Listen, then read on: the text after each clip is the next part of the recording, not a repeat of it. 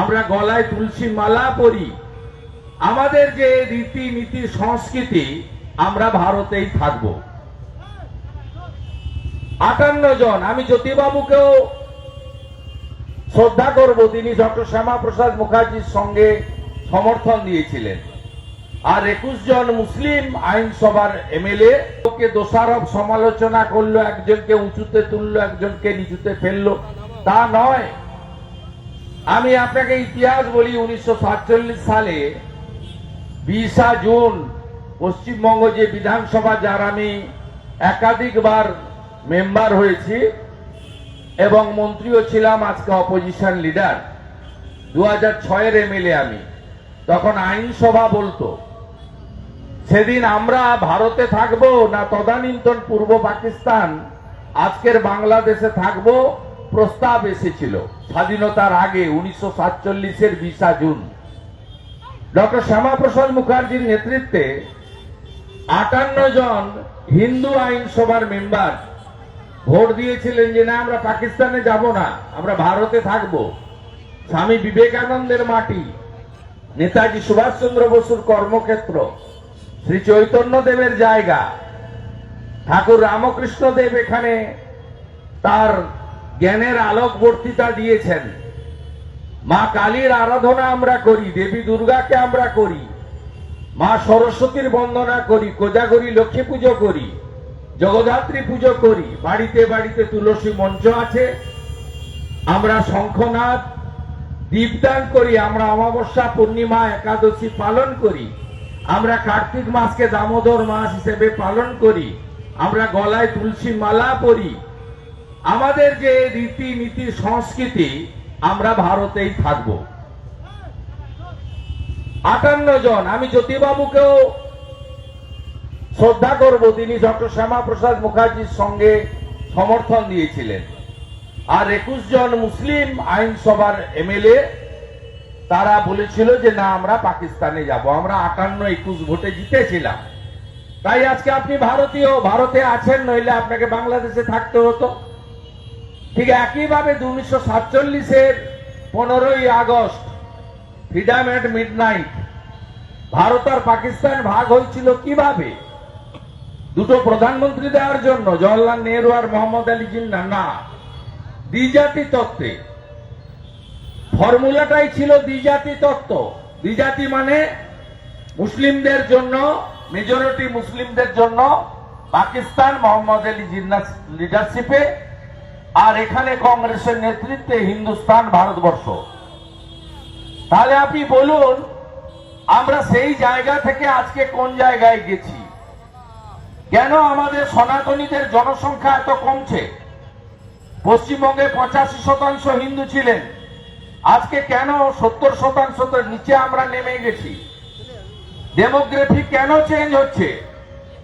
বাংলাদেশে 1947 যখন পাকিস্তানের সঙ্গে ছিল 33% হিন্দু, 71 বাংলাদেশ যখন গঠন হলো, ভারতীয় আর্মি বিএসএফ, তখন আমরা হিন্দুদের সংখ্যা হলো 22%, আজকে 7%। বাংলাদেশের হিন্দুরা অস্তিত্ব রক্ষার লড়াই করছে। কেন এটা হবে? কেন চিন্ময় কৃষ্ণ প্রভু, তিনি তো রাজনীতির লোক নয়, তিনি বাংলাদেশের একজন দেশপ্রেমিক লোক। তিনি আমাদের হিন্দু সমাজে বিভক্ত ছিল, ব্রাহ্মণ, ক্ষত্রিয়, বৈশ্য, শূদ্র, কেউ ইস্কন, কেউ ঠাকুর অনুকূল চন্দ্র, কেউ রামনারায়ণ রাম, কেউ ভারত সেবাশ্রম, কেউ রামকৃষ্ণ মিশন, কেউ আর্য সমাজ, কেউ স্বামী নিগমানন্দ পরমহংস। আমাদের যে ভাগ ছিল, নানা জাত নানা পথ, তাকে এক করে দিয়েছিলেন সনাতনীদের, তাই তাকে আজকে জেলে কাটাতে হচ্ছে। তাই হিন্দু আপনি জাগবেন না, হিন্দু আপনি ঐক্যবদ্ধ হবেন না, বাঙালি অবাঙালি বলে, ব্রাহ্মণ ক্ষত্রিয় বৈশ্য শূদ্র বলে আলাদা হয়ে যাবেন, বিভিন্ন মত পথ পন্থ আলাদা হয়ে যাবেন। যত আলাদা হবেন, বাটেঙ্গা তো কাটেঙ্গে, আপনাকে কাটবে। বাবর করেছে, শাহজাহান করেছে, জাহাঙ্গীর করেছে, মোগল পাঠানরা করেছে। আপনি গর্বিত নন, আপনি কোন দল করেন আমার জানার দরকার নেই। 500 বছর পরে রাম মন্দির হয়েছে, 1 বছরে 13 কোটি দর্শনার্থী ধর্মপ্রাণ মানুষ সেখানে গেছে, পুজো দিয়েছে। 498 বছরের লড়াই, যেদিন বাবর রাম জন্মভূমি দখল করে সেদিন একদিনে 70,000 হিন্দু প্রাণ দিয়েছে, 67 বার আক্রমণ হয়েছে, 3 লক্ষের বেশি হিন্দু প্রাণ দিয়েছে। আপনি গর্বিত হবেন না? তাই গৌতম সাহা মন্ডল সহ যারা এখানে আয়োজক, তারা আমাকে, এটি সামাজিক সংগঠন, কিন্তু এরা ট্রু রাষ্ট্রবাদী বলে আমি মনে করি। এরা রাষ্ট্রবাদী, দেশপ্রেমিক। এরা একজন মহারাজ পদ্মশ্রী পেয়েছেন, ভারত সেবাশ্রম সংঘের ব্যানার টাঙিয়ে রেখেছেন, গর্বিত। আমরা অত্যন্ত আনন্দিত, অত্যন্ত খুশি যে আজকে সনাতনীরা নিজেদের মত পথ দলীয় সংকীর্ণতার বাইরে গিয়ে ঐক্যবদ্ধ হচ্ছে। বাটেঙ্গে তো কাটেঙ্গে, এক রহেগা তো সেফ রহেগা। এক আমাদের থাকতে হবে, ঐক্যবদ্ধ থাকতে হবে। আর তথাকথিত সেকুলারিজম বলে কিছু নেই। সেকুলারিজম মানে কি? যারা আমাদের ধর্মীয় অনুষ্ঠানকে কালচারাল প্রোগ্রামে পরিণত করতে চান, এটা আমরা করতে দেব না। আমরা পঞ্জিকা শাস্ত্র মতে করব। আমরা শ্রী পঞ্চমীর পুষ্পাঞ্জলির বেলা 12টা 11-র পরে দেব। কাল সকাল 10টার মধ্যে শেষ করব, তারপরে আমরা তার আগে পরে দেব না। তাই আমাদের দুর্গাপুজো, তার সাত্বিকতা, তার ঐতিহ্য, কেউ যদি আপনি মনে করেন যে কালচারাল প্রোগ্রাম করে দেবেন, এটা আমার মনে হয় হিন্দু সনাতনীদের মেনে নেওয়া উচিত নয়। ভারতীয় সংস্কৃতি, সনাতন সংস্কৃতিকে ফিরিয়ে আনুন। মোবাইল ফোনে অনেক কিছু আপনারা দেখেন, ইউটিউবে বাচ্চাদের প্র্যাকটিস করান, গীতা দেখার, গীতা পড়ার, বেদ উপনিষদ রামায়ণ মহাভারতে কি আছে দেখুন। অতীত ইতিহাসটা আপনারা জানার চেষ্টা করুন এবং সকলকে এই যে আমাদের যে ধর্মের ঐতিহ্য তাকে রক্ষা করার জন্য এগিয়ে আসুন। এটুকু আমি আপনাদের কাছে বলবো। এবং আমার খুব খারাপ লাগে, শুধু বাংলাদেশ নয়, এখানেও যেগুলো হচ্ছে ঠিক হচ্ছে না।